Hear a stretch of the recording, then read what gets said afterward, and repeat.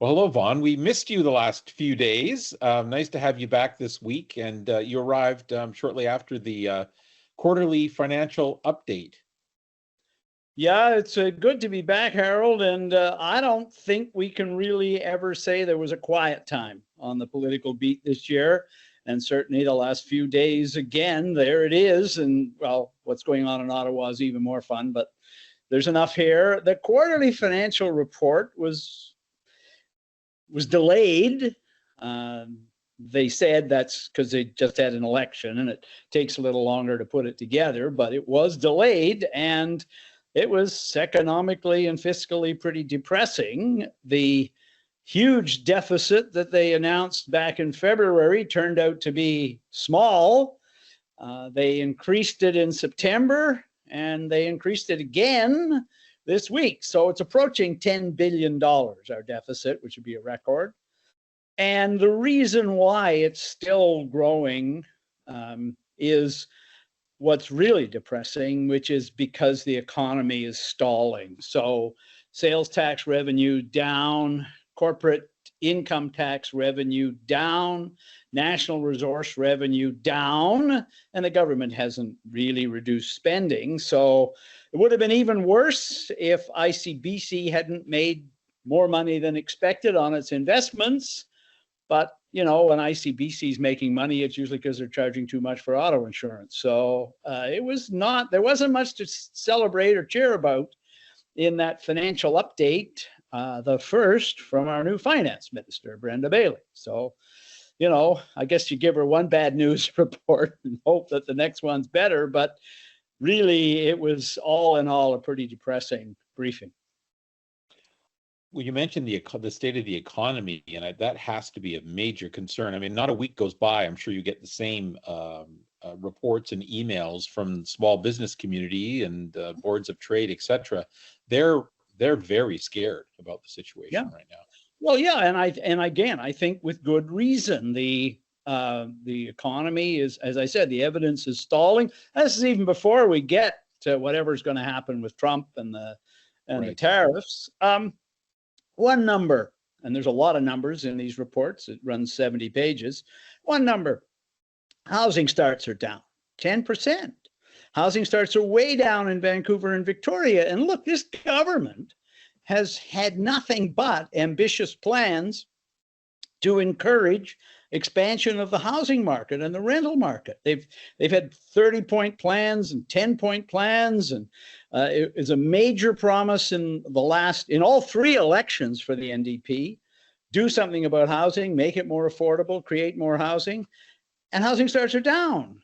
Well, I mean, that's got to come as depressing when you talk to the industry. They say it's because it's hard to make money. There's a shortage of workers. Materials expensive, approval processes are slow, interest rates still haven't dropped enough. I mean, there's lots of reasons why, but the end result is, for all this government's efforts to get going on the housing market, housing starts are actually under the NDP's targets for this year. And then when it comes to expenditure, as you were reporting earlier this week, many of those infrastructure projects are over budget, and now we've learned that the Patella Bridge as well is over budget. Yeah, this one, you know, sometimes they tell you stuff and you can't believe them. So back in May, the government announced that it was taking longer to build the Patella Bridge than they planned, and the bridge wasn't going to open until 2025. Well, the original promise was going to be open in 2023. So it's 2 years late. So we asked them, if it's late, I mean, you're not going to claim it's on time, but if it's late, doesn't that have an impact on the cost of building it? Because just interest during construction, you're paying the workers for longer, all that. And they said, no, it's on budget. It's on budget. We're doing a great job of aggressively managing the costs on this project. So, well, aggressive management this week. Fine print of the quarterly financial report. It got one line. Oh, by the way, the Patella Bridge is going to cost $260 million more than we said it was going to cost. So that's a 20% overrun. Yeah, you could build, I don't know, probably 3 or 4 schools for $260 million. So it's not a small amount. But the real problem with it is they said, when we asked them before the election, no, everything's fine. We're doing a heck of a job managing this thing. Turns out they weren't, and they didn't tell us till after the election. And is it the same thing we're hearing from the housing sector? Just supply, inflation, costs of materials, labor costs. Is there something more to this? Yeah. Well, they didn't give us an explanation, but okay. I'm guessing it's probably that's part of the story. We've seen it happen with hospital projects. We've seen it happen with housing. We've seen it happen elsewhere, although they insisted for a while that no, roads and bridges are okay. Well, this bridge clearly isn't okay. It's way over budget. But, the other thing is, and they won't discuss this at all, this is a project that is being built under the NDP's community benefit agreements. It's got one of these agreements. And what that agreement requires is that basically union rules, union benefits in hiring. So there's preference for unions. And when it started way back when John Horgan was premier, they said, well, it'll add to the cost, but only about 7 or 8% to the cost. Well, again, you're not going to get a breakdown from them on how much that contributed to this, but the overrun is now 20%. So clearly, you'd have to say the community benefit agreement is part of it. Most of the community benefit agreement projects have gone over budget. So that's another clue there. SkyTrain, Broadway, well, it isn't SkyTrain, it's a subway. So Broadway subway, that's 7% over as well. And I think before the election, we heard that Langley SkyTrain was over budget. So it's starting to add up. You sort of wonder why, when everything is over budget, they don't just average all the overruns from the past and build that into the forecast for the future. And maybe they might be closer to hitting their targets, but that's not the way they do it. Oh, one last infrastructure project. When are we going to get a new Massey Tunnel? Well, last time I checked, the proposed Massey Tunnel was still undergoing environmental review, and that's been going on for several years. So when Christy Clark left office, they had a replacement, a bridge, that had undergone environmental review and been approved, and they had started work on the site, and they'd started to relocate the power lines that are under the river, and they were ready to start the bridge. They had a bid for the bridge, which was well within budget, and the New Democrats killed all that and went back to square one. Well, and they decided it wasn't going to be a bridge, it's going to be a tunnel. So that meant you had to go back through environmental review. Well, the environmental review is, as far as I know, it's still not finished. And until they get all that sorted out, well, it's way too soon to start talking about construction. And of course, after all this delay, the replacement will cost who knows how much more than it would have cost if they'd stuck with the Christy Clark plan. The bridge would be open. Well, the other thing, and speaking of, you're talking earlier about fine print. Thankfully, you are there to go through it, and you went through another document after the premier promised the business community that there would be a hiring freeze. Yes, the premier said there would be a hiring freeze, and that was part of his effort to reassure the business community that the government recognizes there's a financial problem here and they've got to get finances under control. Finance minister repeated it this week, hiring freeze. So, well, I got a hold of a copy of the actual government information document on how the freeze is going to work, and I put that around the freeze because the first thing the document says is, this is not a hiring freeze. So I don't know if they didn't get the premier's memo or the premier didn't get their memo, but it's not a hiring freeze.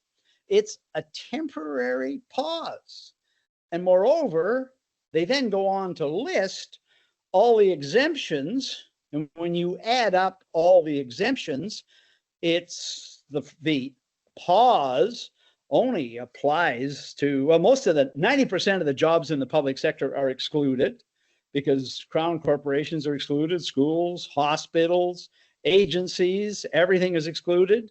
Also, even within government, The pause doesn't include high priority government programs. So, for example, they're establishing a new ministry to try to rein in the cost of managing infrastructure. Well, that's going to go ahead because that's a priority. The government has one of these DEI programs to promote diversity, equity, and inclusion.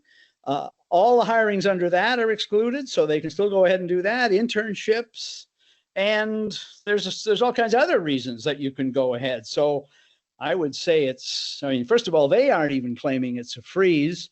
Second of all, if you look after all the exemptions, it's very easy to get around this thing. I don't think it'll have any impact at all. And, the quarterly financial report that we got this week, the government in this year has already added 1,600 positions to the public service. That's a 4% increase atop the previous 33% increase. So, they're not serious. I think the reason they announced this, next year is bargaining year with the public sector unions. All the contracts expire. And I think by announcing that Premier saying there's going to be a freeze, I think they were just trying to send a message to the unions that they needed to accept lower expectations, recognize that stuff is getting serious.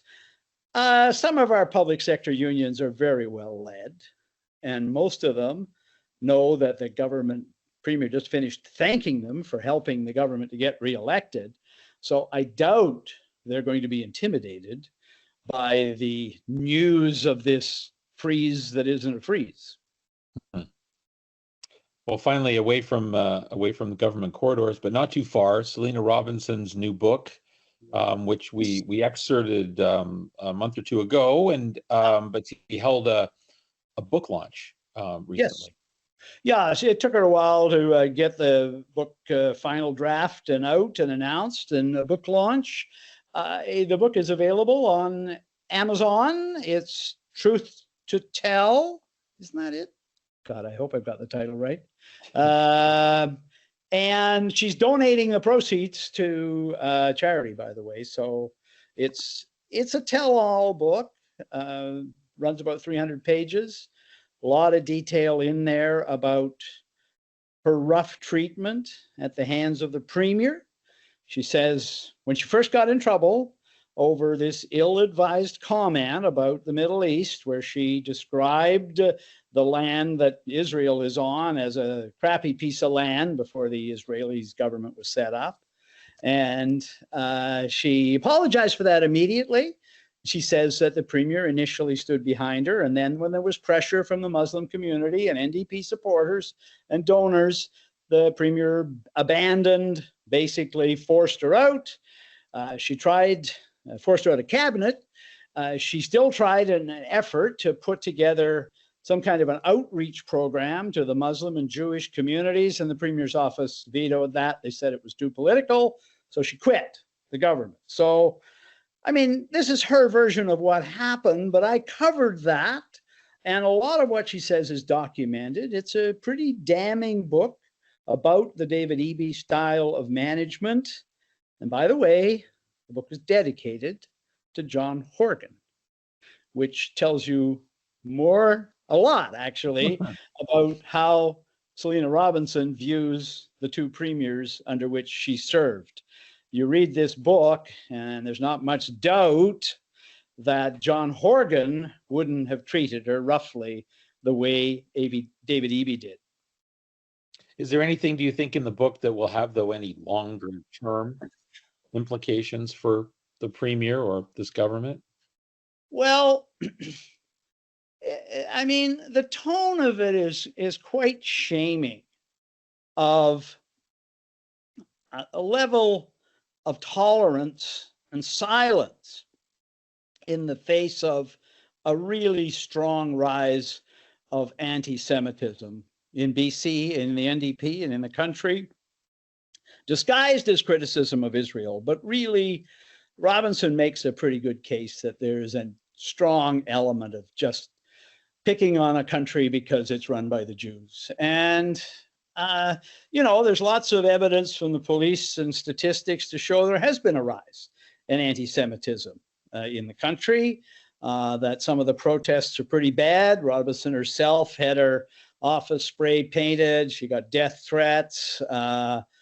It's, as I said, so it's a sobering book to read. And in that sense, you kind of hope that we've reached a point in the country where we recognize this, that we've been silent and tolerant of it to a degree that we shouldn't be, and that the NDP particularly, and she writes about this, the federal NDP in particular, has a real problem on this issue.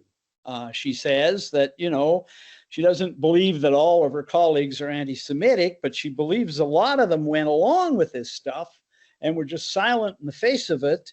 And she thinks that that's just not good enough. We've got to stand up to it. We're not standing up to it to the degree we should be, and that there's a double standard. She says, she gives you examples of colleagues who made really wrong-headed comments about Jews and Israel and Zionists and all that. They were allowed to apologize. They were allowed to apologize and continue. She apologized, and it wasn't good enough. She was forced out. And she tried to recover by putting together this outreach program. The premier suggested that's what she should do, and the government turned that down as well. So her line that echoes throughout it all is, I did not leave my premier and my party. They left me. All right. Truth Be Told by Selina Robinson. So yes. Yes. We'll have to watch for that. Exactly. Yeah. No. It's sad, isn't it, when people just get old and their memories and you were very close. I hit you with that one at the last second. So thank you for the thank you, Vaughn, and Merry Christmas to you and your wonderful family. And we'll talk again in the new year. Yeah, I'm around next week. If you wanna okay. 27th, we can do All this. right. Oh, perfect. Well, maybe we will do that. We'll make that our last one of the year. Thank you. Yeah, we can talk about the great events of the year, and then look at what is likely to be another exciting year next year. All right. Well, we'll save that for next week. Thank you, Harold. Best of the season to you.